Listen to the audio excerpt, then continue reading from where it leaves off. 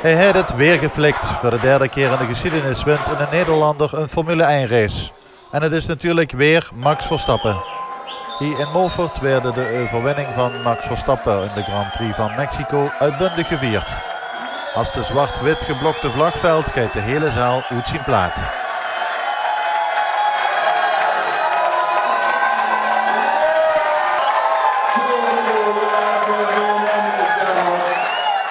Ook deze zondagochtend was de zaal Huismans weer bomvol. Kijk, Max heeft 6 weken, 7 weken pech gehad.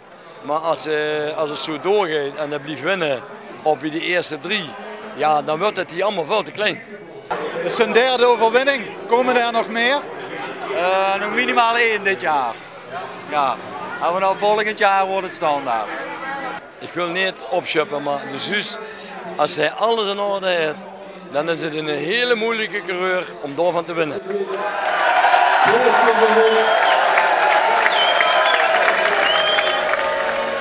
Ongelooflijk dat ik zo'n kleinzoon heb. Volgend jaar wordt het zonder. Volgend jaar krijgt hij de RB14. Dat is het nummer van Johan Cruijff. De ene legende volgt de ander op. Zonder kan het niet. Volgend jaar wordt hij wereldkampioen. 100% zeker.